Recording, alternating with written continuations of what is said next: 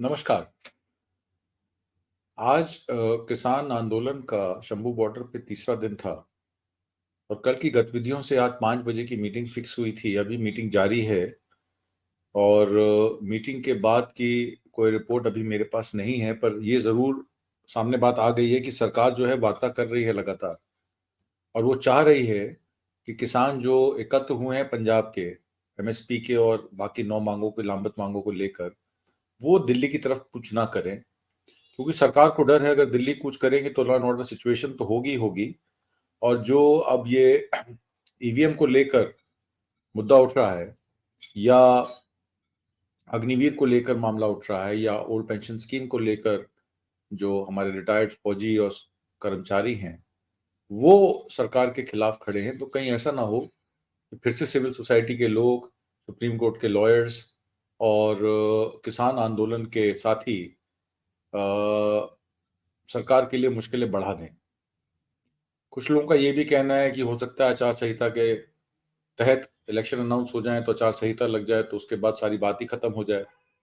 पर मुझे ऐसा लगता है कि सरकार एमएसपी को लेकर, इलेक्ट्रिसिटी अमेंडमेंट को लेकर और जो कर्जा माफी को लेकर अब घिर गई है, क्योंकि इंडिया अलायंस के जो कांग्रेस पार्टी प्रमुख पार्टनर है उनके राहुल गांधी ने भी कह दिया है कि खड़गे साहब से बात हुई है, देश में एमएसपी पर गारंटी का कानून हम बनाएंगे अगर इंडिया अलायंस की सरकार आती है। तो विभिन्न दलों से इंडिया अलायंस के भी बात नहीं की उन्होंने, ये कांग्रेस ने अपनी बात की है। अब वो कहां तक सार्थक साबित होती है वो इंडिया अलायंस की जब अगली मीटिंग होगी उससे पता चलेगा। और आज एक सुप्रीम कोर्ट का ऑर्डर आया, आपने देखा होगा, तमाम चैनलों पर पूरे दिन चलता रहा, जिसमें इलेक्टोरल बॉन्ड को लेकर सुप्रीम कोर्ट का एक सख्त आदेश आया है कि इसके जो डोनर्स हैं उनको जो है इम्यूनिटी नहीं मिलनी चाहिए, उनकी लिस्ट इलेक्शन कमीशन द्वारा प्रकाशित होनी चाहिए कि कौन कंपनियां, ये कौन लोग हैं जो इलेक्टोरल बॉन्ड खरीद रहे हैं। और क्योंकि इसमें सत्तारूढ़ पार्टी को ज्यादा चंदा आया है इलेक्टोरल बॉन्ड से, 2017-18 में इलेक्टोरल बॉन्ड का कानून आया था और उसके बाद से ज्यादा फंडिंग जो है हमेशा सत्तारूढ़ पार्टी की ही होती है।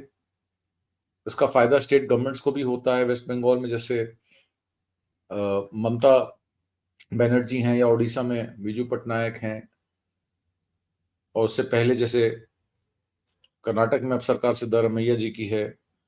तो ये बात सवाल खड़े हो जाते हैं कि क्या सारी स्टेट्स और यूनियन टेरिटरीज की भी इलेक्टोरल बॉन्ड की जो लिस्ट है, क्षेत्रीय दलों को जो चंदा दिया गया है, वो भी सार्वजनिक होनी चाहिए। तो क्लियर हो जाएगा, दूध का दूध पानी का पानी हो जाएगा कि कौन लोग हैं जो बीजेपी को फंड करते हैं, कौन लोग हैं जो क्षेत्रीय दलों को फंड करते हैं, कौन लोग हैं जो कांग्रेस को फंड करते हैं। तो कांग्रेस ने इस आदेश का स्वागत किया, उन्होंने कहा पारदर्शिता होनी चाहिए और पहले दिन से वो लोग ये बात कर रहे हैं। तो एक बहुत बड़ी जीत ऑपोजिशन की है। सरकार इसमें डैमेज कंट्रोल कैसे करती है ये तो आने वाला वक्त बताएगा। पर किसान आंदोलन के मामले में अब जो मामला निकल के आ रहा है वो ये है कि सरकार अगर फैसला नहीं करती है शंभू बॉर्डर पे किसानों को 10 मांगों को लेकर, अगर वो कोई भी फैसला नहीं करती है तो किसानों के और स्टेटों में जैसे हरियाणा है, उत्तर प्रदेश है, पंजाब है, इसमें तमाम कारखानियों की मीटिंग जो है वो अब किसानों ने कॉल कर दी है। बहुत सारे किसान यूनियन जथेबंदियों ने मिलके, आज भी आपने देखा बीकेयू एकता उग्राहा ने रेल रोको का प्रोग्राम 12 से 4 किया था। संकेतात्मक था क्योंकि ज्यादा वो दिक्कत नहीं करना चाह रहे थे, सड़कें वैसे ही बंद हैं, हवाई जहाज की से लोग सफर कर नहीं सकते और ट्रेनों से ही लोगों का सफर हो रहा है या पलायन हो रहा है, जो चंडीगढ़ से या पंजाब से दिल्ली आना चाहें या दिल्ली से पंजाब जाना चाहें, उनके लिए एकमात्र साधन यही है। हिमाचल और जम्मू कश्मीर तो वैसे ही लैंडलॉक्ड हैं, जीटी रोड बंद पड़ी है। आने वाले समय में पेट्रोल, डीजल, कोयले की भी किल्लत हो सकती है। तो बात ये आ जाती है कि सरकार कब तक वेट करेगी, क्योंकि ये तो घड़ी की सुई जो है वो घूम रही है। अगले 24 घंटे में अगर फैसला नहीं होता है तो अब किसान यूनियनों ने कल की भी कॉल दी है, कल सारे टोल हरियाणा के फ्री कराए जाएंगे। 17 तारीख को एक बड़ी ट्रैक्टर मार्च और सिरसा में बड़ी रैली, कुरुक्षेत्र में गुरनाम सिंह चढ़ूनी के संगठन ने बहुत बड़ी मीटिंग कॉल की है। और ऐसी ही कोई कॉल मुजफ्फरनगर में दूसरे किसान संगठनों ने भी दी है उत्तर प्रदेश के। तो तमाम जगह धरने प्रदर्शन हो रहे हैं, तमाम जगह परमानेंट धरने लग रहे हैं। तो ऐसा लग रहा है अगर शंभू बॉर्डर पे भी बैठ के किसान पे अगर जिस तरीके से आंसू गैस के गोले बरसाए गए, जिस तरीके से उन पे वार किया गया, पैलेट गन से वार किया गया, ये पब्लिक को अच्छा नहीं लग रहा है। और किसान जो बिरादरी है वो 36 बिरादरी की है, 36 बिरादरी की किसान कौम है, और वो किसी भी वर्ग के साथ, किसी भी जात के किसान के साथ ये नाफरमानी बर्दाश्त नहीं करेगी। और पंजाब और हरियाणा के किसानों की तो बहुत रिस्पेक्ट है। पंजाब को बड़ा भाई माना जाता है, हरियाणा को छोटा भाई माना जाता है। तो अब देखना यह है कि सरकार किस तरीके से इस मामले को हैंडल करती है।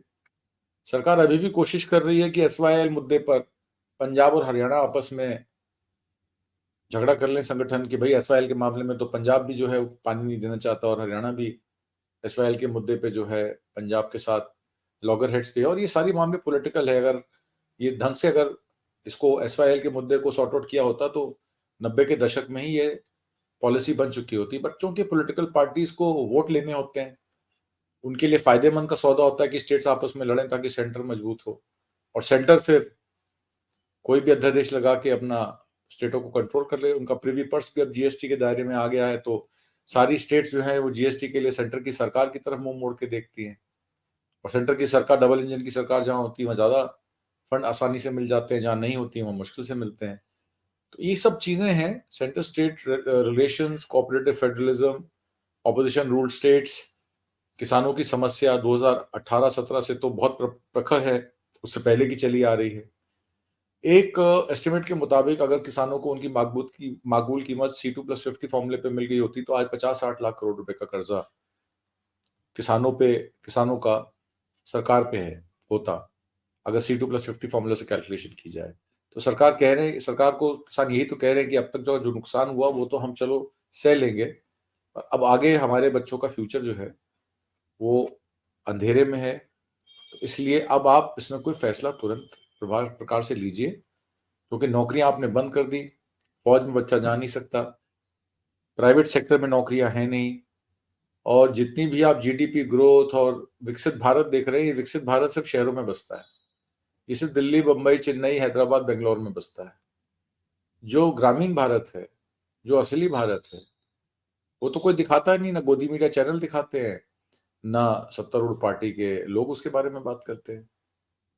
आपको तो अपने चश्मे का नंबर चेक कराना चाहिए सरकार में बैठे लोगों का, क्योंकि महात्मा गांधी ने ये कहा था कि हम कृषि प्रधान देश हैं और देश की खुशहाली का रास्ता गांव से ही निकलेगा। ये बात महात्मा गांधी ने आज से 100 साल पहले कह दी थी, 80 साल पहले कह दी थी। हमारे राजनेता सत्ता के नशे में यही नहीं समझ पाए कि देश की खुशहाली का रास्ता गांव से होकर निकलता है। आपने लॉकडाउन में देख लिया, आपका पेट भरने वाले किसान, उन पे आज गोलियां चलाई जा रही हैं, उन पे वार किया जा रहा है, उनकी आंखें फोड़ी जा रही, उनको मारा पीटा जा रहा है। तो इतनी निर्कुंज सरकार को आप कैसे बर्दाश्त करेंगे? इन्हीं सब बातों के साथ मैं आज आपसे विदा लेता हूं, क्योंकि मैं कई मीटिंगों में रहा, और कल क्या निर्णय हुआ आज रात की मीटिंग का, और अब किसान यूनियंस क्या डिसाइड कर रही हैं और आगे की रणनीति क्या है, इस पर हम लोग चर्चा करेंगे। तब तक मुझे आज्ञा दीजिए। नमस्कार।